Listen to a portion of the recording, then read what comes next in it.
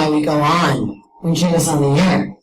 But whenever I have Jim Troupis on the air with me, I'm a walker and a talker, so I think I'm going to hang onto the microphone here.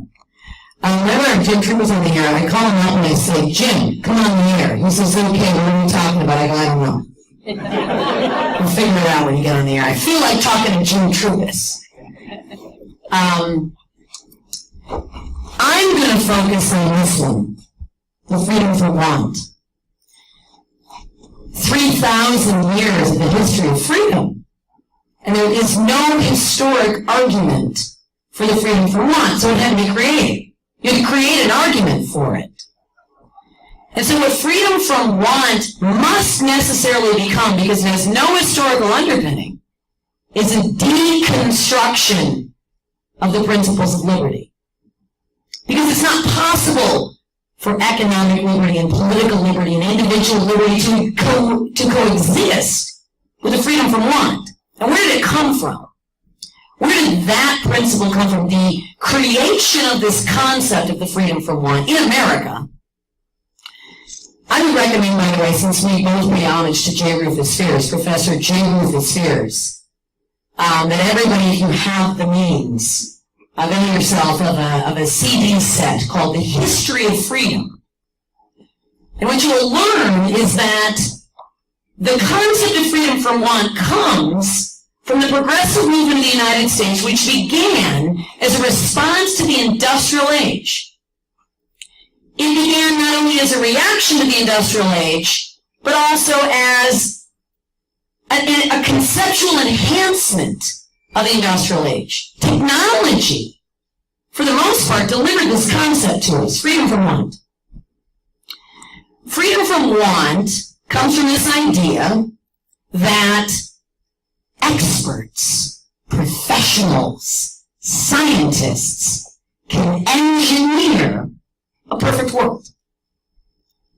So it began as an idea of using the principles of liberty, political freedom and individual freedom, economic freedom. It began as an idea of trying to find a way to deliver that. It began benevolently, to find a way to deliver that to the population so that eventually there would be freedom from want. What eventually necessarily must happen to be free from want is to be free from choice. And to be free from choice necessarily deconstructs 3,000 years of the history of freedom.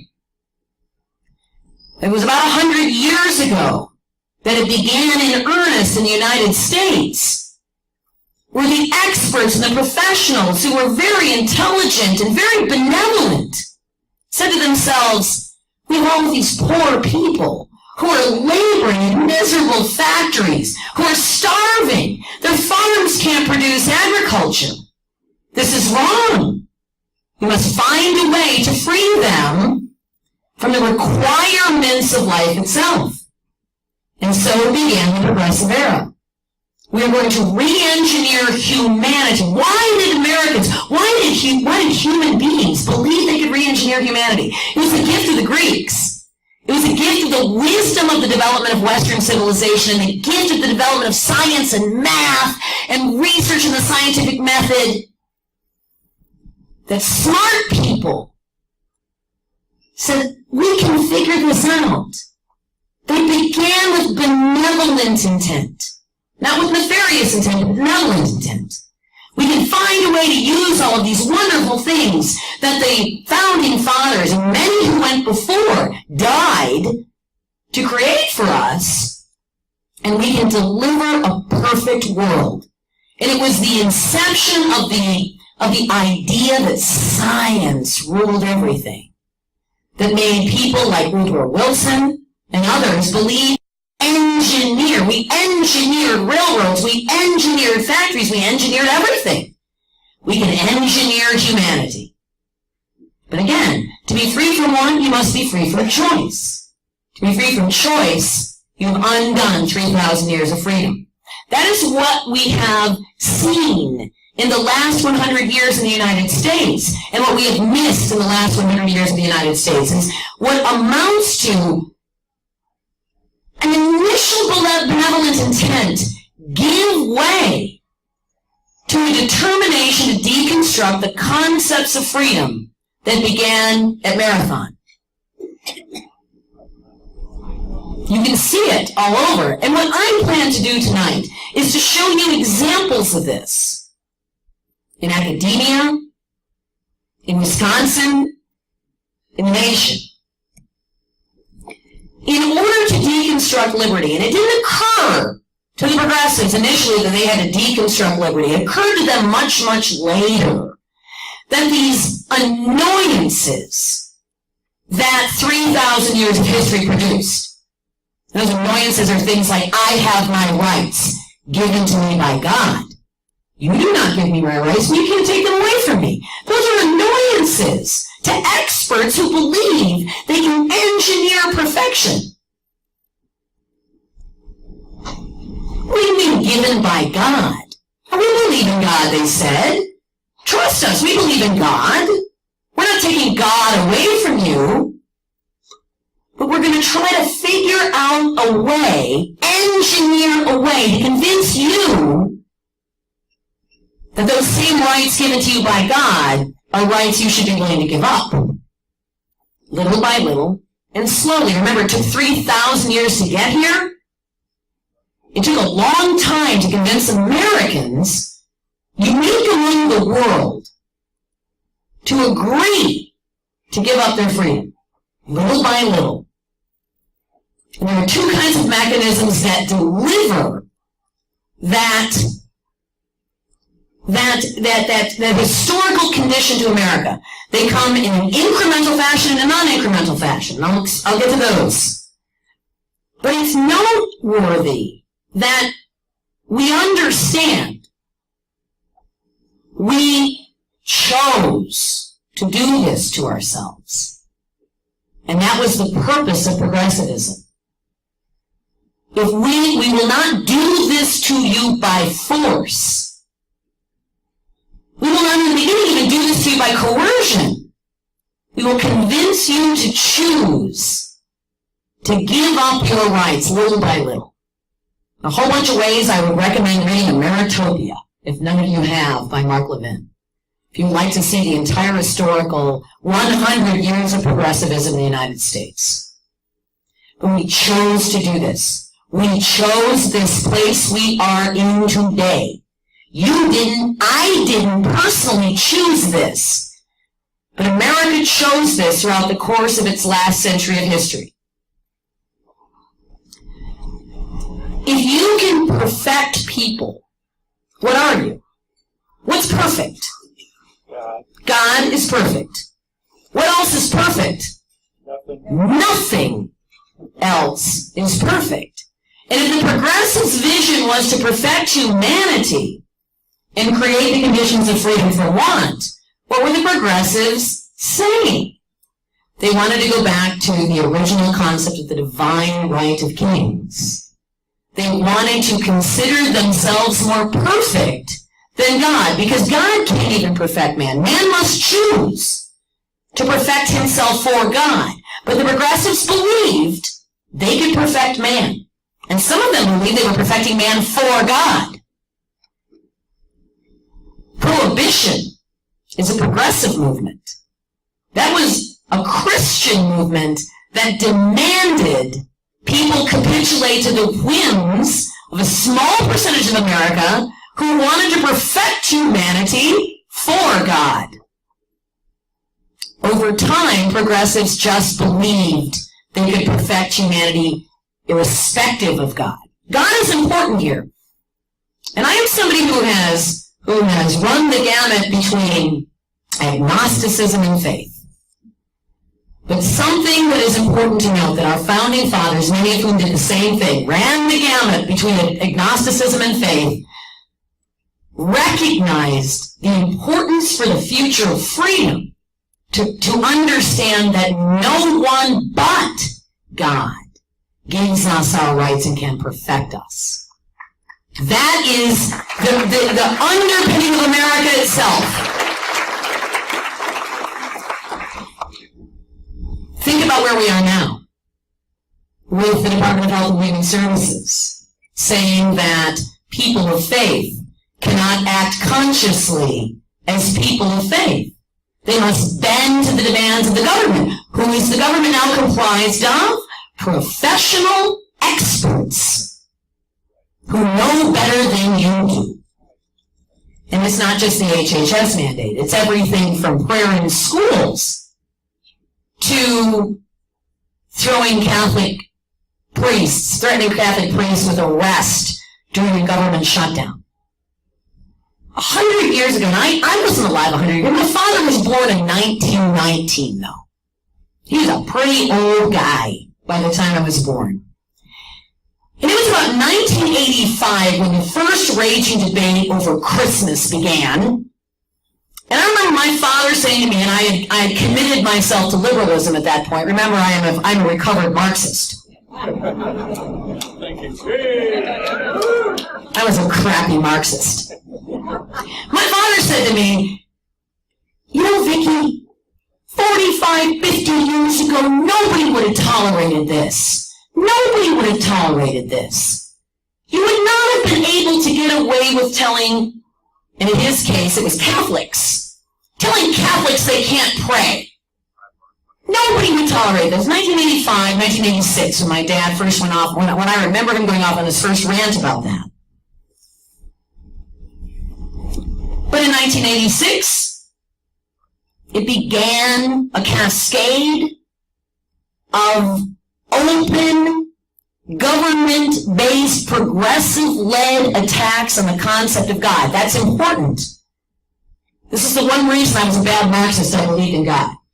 The one reason I was a bad Marxist.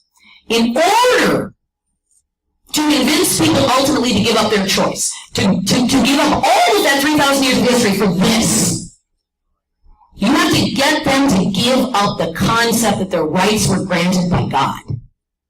That's what you have to do. And you cannot walk into a crowd in America, even today, and say, God is dead. We must practice atheism. You can't do that in America today. So what does the left do instead? To get you to give up this ignorant idea that your rights and choices are gifted to you by a creator, which resist the progressive, professional, experts, engineered plan to protect you. You have to agree to give up the understanding that your rights themselves came from a creator. You can be an atheist and appreciate this.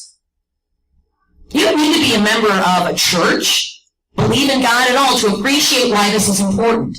Because if your rights are not given to you by a creator, they're given to you by what? Man. Barack Obama. Do you want your rights given to you by Barack Obama? Because he thinks he's better able to manage your rights than God. You know, and I don't want my rights given to me by Newt Gingrich. I don't want my rights given to me by a Republican, a Democrat. I don't want my rights given to me by any body of government. But that's necessary for the progressive movement to get us to this freedom from want.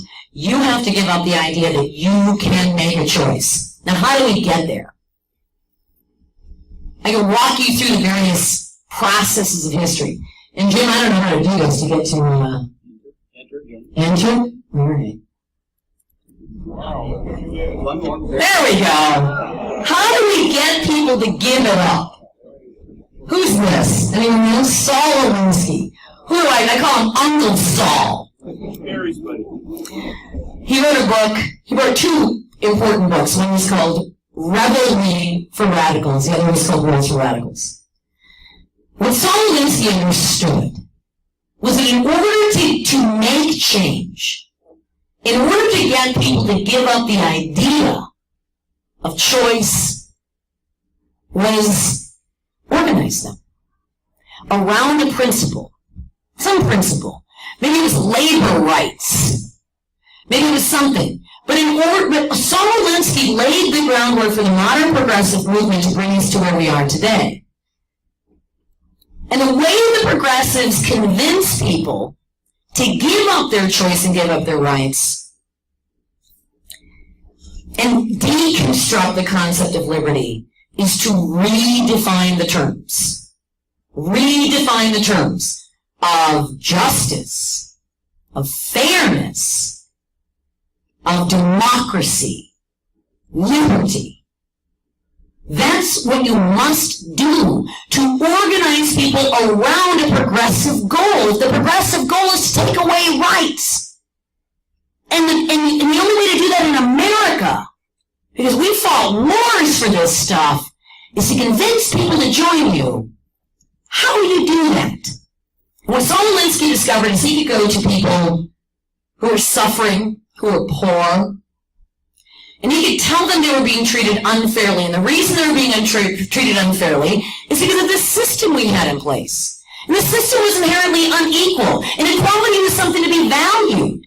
And it was unfair. And fairness was something to be valued. And it was unjust. And justice was something to be valued. And people looked at him, and they were miserable, and they were poor, and they were starving, and they said, okay, what do I need to do to be happy? Free. Free from what? Want. It is how it began. The idea that we can re-engineer the behavior of humanity. And this man's a visionary, a tactical visionary. With a visionary like Saul Alinsky that found a way to convince people to agree to be perfected. Not to perfect themselves before God, but to agree to be perfected by a government for the purposes of equality, fairness, and justice. So you see, this was back in 1939 that this took place. 1939. By 1968, you can see how far it had come at that point. By 1968, the same ideology had transmogrified itself into a movement that not only demanded people willfully give up their liberty, but into a movement that said if you don't, for the greater good, we'll force you to. Force and coercion, combined with a country that had been fed a steady diet and multiple different constitutional changes that had helped to feed a steady diet of the infliction of progressivism and the deconstruction of the historical underpinnings of liberty. In order to maintain this movement, and make no mistake, we have a long history of conservatism here, as Jim Troupis explained to you.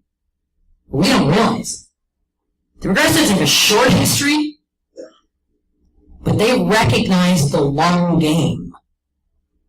In order to maintain what they had achieved, number one, through the slow manipulation of people who were poorer and weaker in the United States, in order to maintain the narrative of freedom from want, asking people to give up choice, in order to maintain that, and Saul Alinsky comes in and says, we must force you. You have to do some things in America. You have to deconstruct institutions, and you have to deconstruct language. The institutions that matter in this country that protect us from tyranny, checks and balances, an independent judiciary, the American family, Constitution, the system of government itself, the institutions that protect us, that allow us to avail ourselves of our opportunities to say, you people are nuts, need to be deconstructed. The progressives realized this in the 1950s. A family unit acts as a wetlands. You know what wetlands do, right? Wetlands protect against floods. The American family was an institution that protected against tyranny, the flood of too much government control. We have to do something about that because that's the source of independence that resists the demand by the experts, the professional experts now known as government, to re-engineer and reorder your life. There's a deliberate reason why the family has come under attack in this country. They had to deconstruct the institutions. In order to deconstruct the institutions, remember what we're talking about is equality and fairness and justice is to claim those institutions promote inequality, unfairness, and injustice. They were pretty successful culturally with that movement. And it was a movement, ladies and gentlemen. It wasn't a couple of people. It didn't occur organically. This was an active movement by the progressive left, recognizing individual liberty is a tough nut to crack. God is a tough nut to crack. And if we are going to transform America into a body of people who will agree to allow us to choose for them how to be free from want, we gotta crack these nuts. The invasion, the infiltration of the campus in the late 1960s, the radical left, the anti-war protesters, they weren't anti-war. Just so you know, Jane Fonda didn't pose with military personnel and military equipment because she was anti-war. She was anti-America. But they presented themselves again. They presented themselves as a benevolent face against tyranny, and the tyranny was defined by the government, the United States government, acting in a capacity of force and unfairness. And they rose up, the coddled baby boomers. First thing they did, the coddled baby boom generation, the greatest generation begets this amazingly self-absorbed group of people. If you are baby boomers, I apologize, but you're a lot of the reason why we're here today. And my generation, Generation X, is probably the only way we'll save America at some point, but I'm just trashing. I got a grudge against the baby boomers. I admit it's a little bit overwrought. But that 60s generation that was weaned on the sacrifices, frankly, they were weaned on the steady diet of the progressive message, which Republicans agreed to. In fact, Woodrow Wilson was a Republican. This is not something that was Democrat only. We get to blame them on the Klan, but we get to blame the Klan on them, but the progressives were Republicans. They were weaned on this steady message of science and technology and all of these wonderful things we can wield to make decisions for you that reduce inequality and reduce unfairness and enhance justice. And they came of age in an economy that was exploding. They were idle, for the most part. And they went to college. They took these ideas to the extreme. What happened when the war ended? What happened when the campus protests were over? Did they go home? Get a job? No. Did they honestly commit themselves to don't trust anybody under 30? Or over 30? No. They stormed the campus of Berkeley, threw Molotov cocktails at cars of the chancellor, blew things up to attack the system itself that was promoting this inequality, this unfairness. And what did they do when they were done? They occupied it. They became the university. They became the experts. They became the decision makers. They became the policy writers.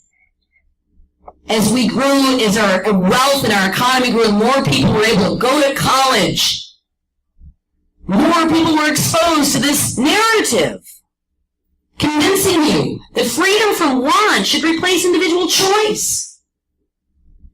And over time, the American schools became bastions of that message.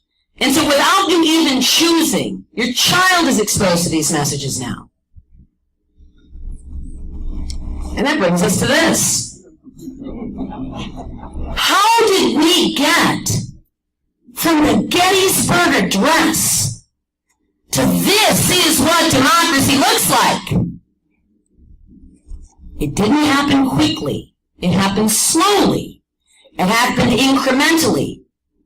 It happened with bursts of force, but it happened incrementally over the years, not paying attention, accepting the idea that we could give up our responsibility. We could turn it over to a body of government, a state body of government, a local body of government, or a federal body of government. Over time, that's what was created. And let me explain something about that. For those of you who don't know, that's the occupation of 2011, right after Governor Walker announced the budget repair bill. That was before it was called Act 10. It was called the budget repair bill. Those are union members. Public employees, union members. Look at that crowd. Yeah, well, that ain't gonna happen. How much did that cost them? How did we get there? How did we get? So let's just remember what Act 10 was. It balanced the budget. Big deal. Big deal. I mean, it seemed like this massive thing we did, but really it just balanced the budget in Wisconsin. We're $3.6 billion in debt. We needed to balance the budget. But in order to balance the budget, the people who had committed themselves to this idea that they could be freed from want, that the government could take care of you. This is government taking care of you in a really profound way, isn't it? Your livelihood depends on it. When that freedom from want was replaced with you're on your own, figure out a way to pay a whole 12.5% for your health care, that's what happened. Those citizens believed when they occupied the Capitol. They believed they were standing up for freedom in Wisconsin. This is not a joke. I did battle with them on the air. This is not a joke. They believed that Governor Walker and the Wisconsin legislature took away their liberty by making them pay a little bit for their retirement and pay a little bit for their health care. And that was their response. Those people on the steps of the Capitol were fighting for their concept of freedom. That is how profound the transformation has become. By 2011, thousands and thousands of people could not recognize the budget problem and the risk to the survival of the Wisconsin economy and did that and claimed they stood for freedom. I had a picture, I couldn't get the file to work, of a man, a union member, carrying an upside-down American flag, marching around the Capitol with an upside-down American flag. He believed that was an appropriate response to the budget repair bill, to Act 10. He believed the fundamental conceptualization of freedom in America was under attack by the Republican Party of the state of Wisconsin. You couldn't talk them out of it. You couldn't talk them out of it. You can't talk them out of it today because they believed their freedom was assaulted. So they occupied the Capitol. And what happened when they occupied the Capitol? 14 senators flew the coop. Went to Rockford, Galena, Chicago, DuPage, probably Mendota. They went to Rockford. And what happened when so these folks respond viscerally, my freedom's under attack, my freedom from want is under attack. Democratic senators flee the state of Wisconsin, causing a constitutional crisis in our state. Government self-rule in Wisconsin shut down. It was shut down. Legally, willfully elected members of the legislature, the people we chose to represent us, could not govern on our behalf. Could not represent us in Wisconsin government. The concept of representative government in Wisconsin was toast because 14 senators fled the state. And the entire Democratic Assembly donned orange t-shirts to show solidarity not for the citizens of Wisconsin, but for the citizens of a political interest group that was maintaining this protest capacity at our capital, Big Labor. You can see these pictures everywhere. Democratic Assemblymen not standing and wearing the symbol of the state of Wisconsin, but wearing the symbol of the ACLU. They replaced representative government with their own idea of what was the better articulation of freedom. And in that case, it was whoever's protecting the freedom from want, and in the mind of the Democrats, that was the big labor unions, and in the minds of the public employees workers, that's exactly what they were fighting for.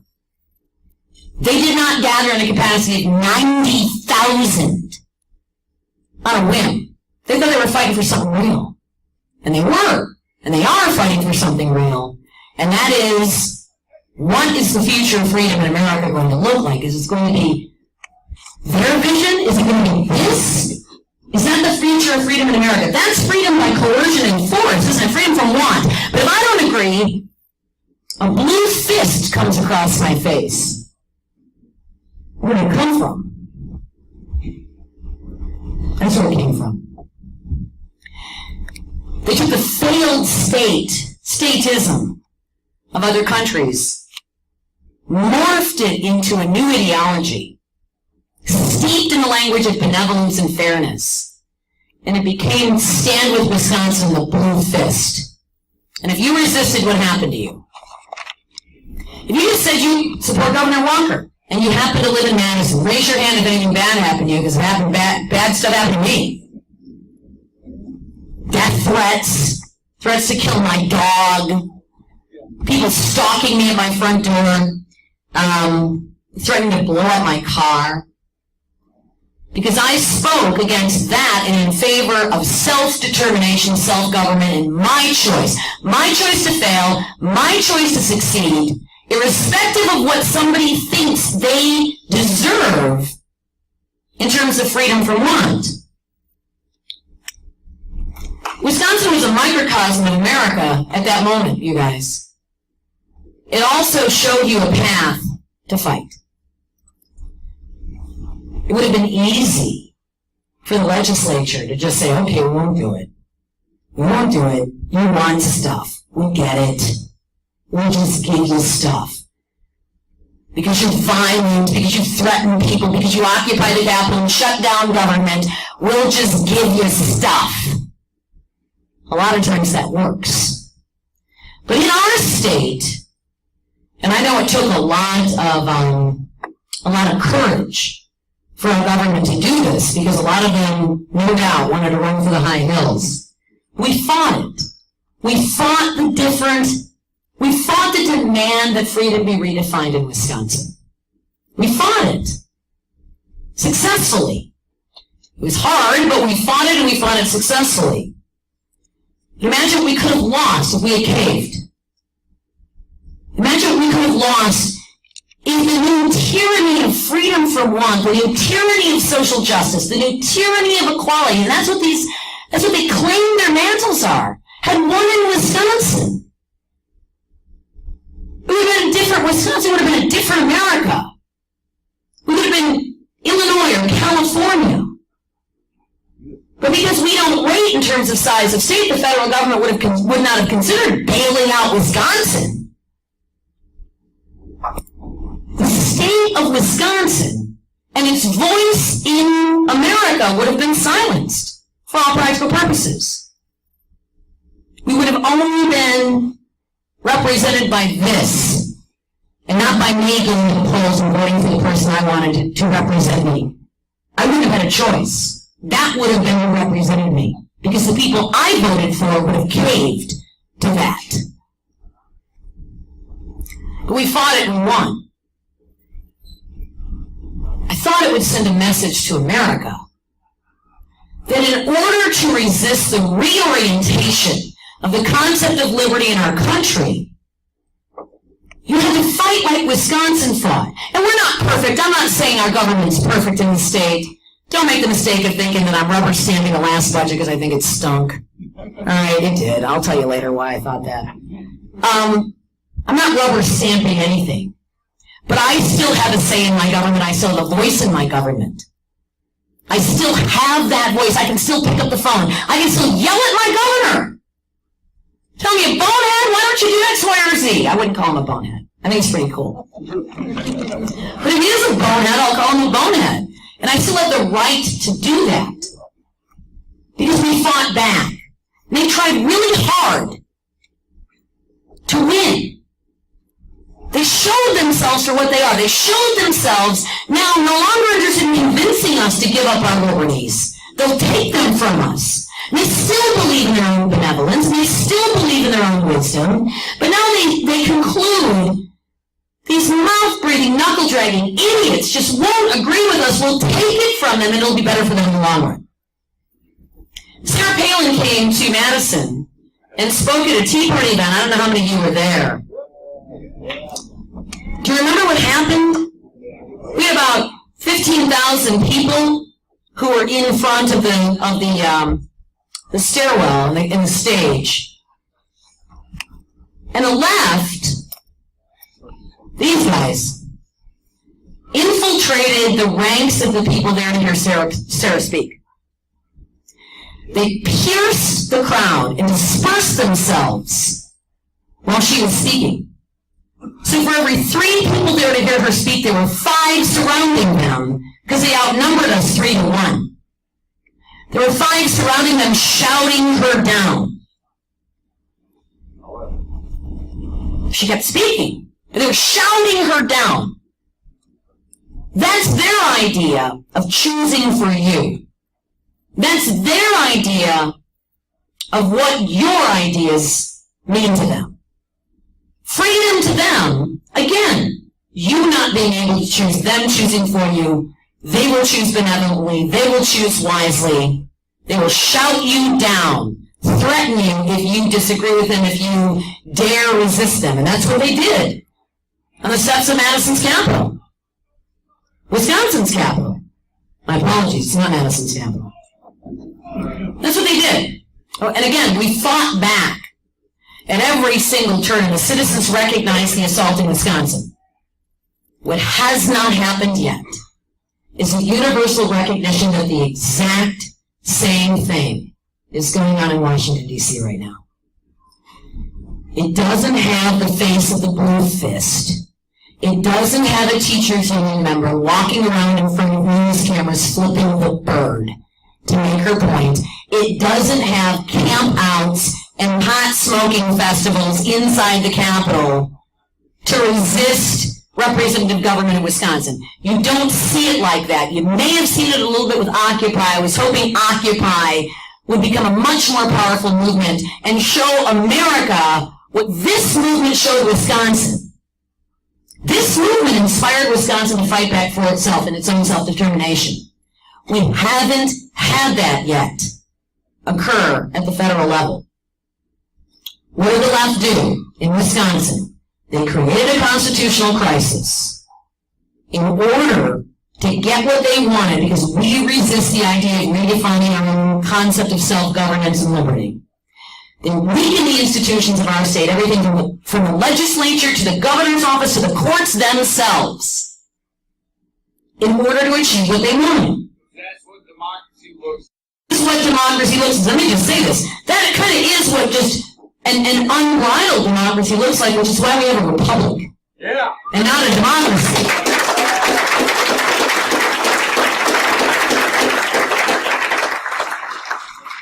But that's what they chanted. The same thing is going on, only at a much scarier level in Washington, D.C.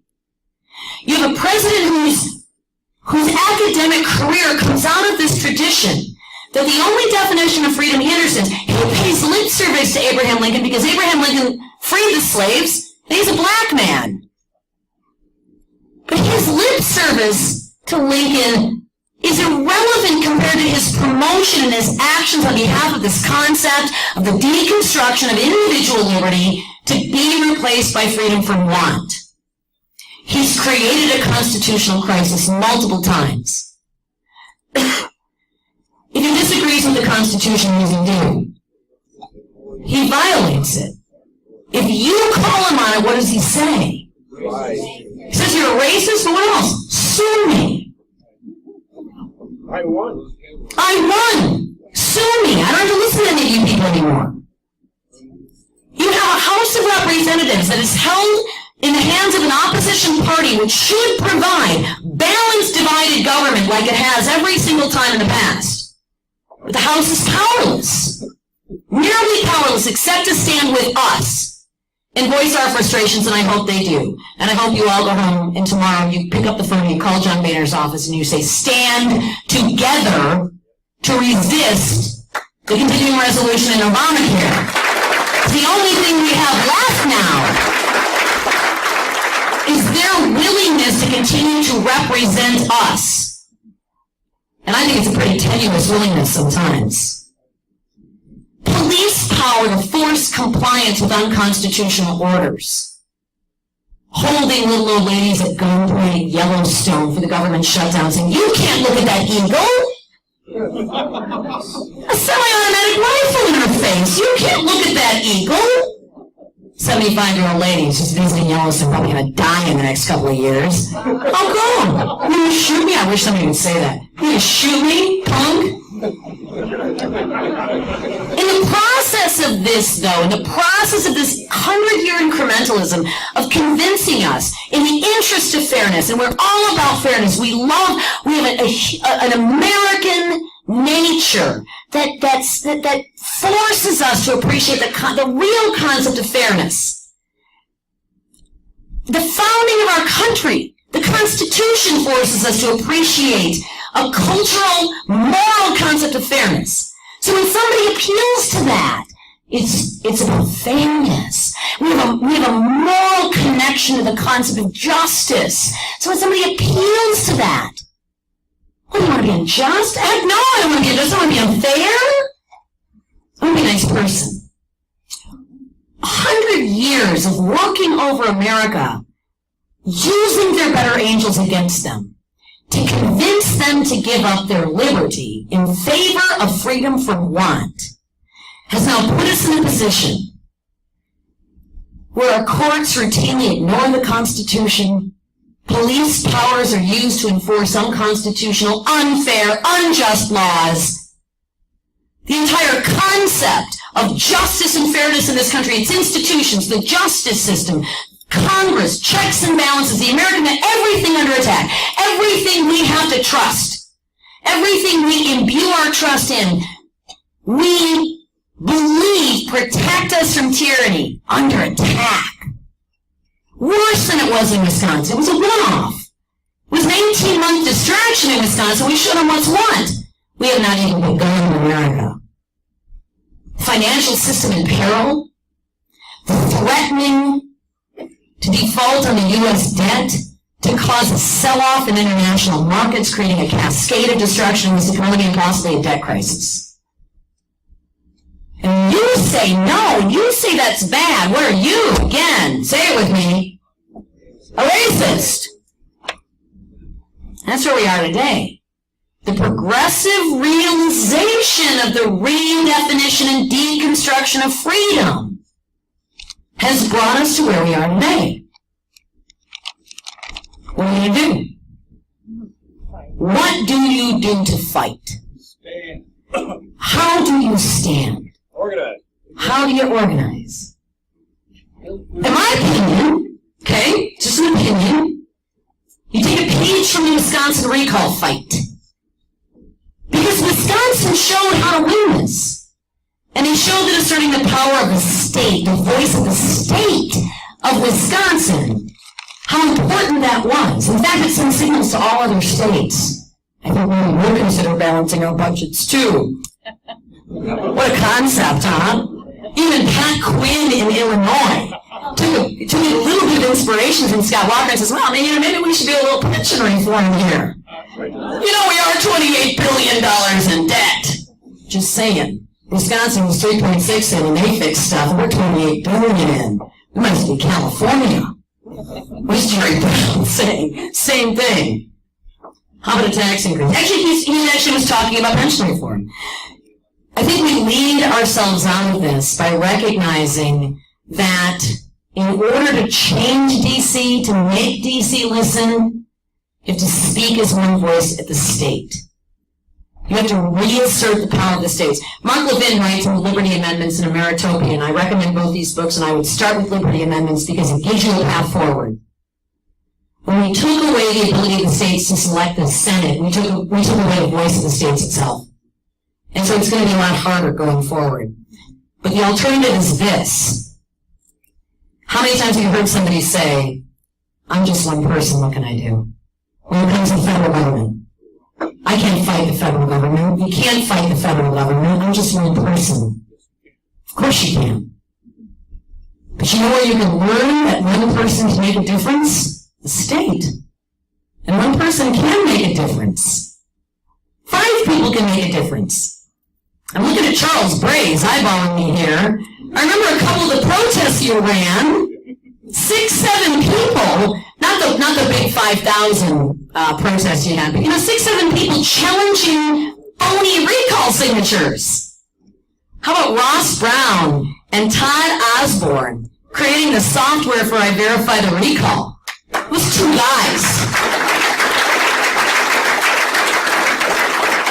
And that's what I'll conclude with. I don't have an answer for you. I don't have the answer. I just want you to know that this is real. These people believe what they believe. And when you tell them they're wrong, they think you're evil. They insist you're the problem. These are philosophically incompatible positions. You have to pick one, because they can't coexist. Coexist is crap. This cannot coexist with this. It can't. There's no compromise. Because a compromise is for you to agree to a little more of that. These 2 concepts cannot coexist. Homie, don't play that game. Homie, don't play that game, that is Vicki McKenna. And with that, I will just suggest that understanding this is an ideology, a belief system that is sincere. It is sincere. They are not stupid. They are not without an anger. They believe in their own benevolence. They believe in their own wisdom. They believe in their own morality. They believe in a lie. They do believe in a lie. But when you tell them they're lying, they don't believe you. You're racist, Chuck. So, again, 2 incompatible philosophies now at war for the future of freedom in the United States. And I leave it to you to troubleshoot how we figure out how to reassert 3,000 years of history over 100 years of tinkering and damage. Thanks very much.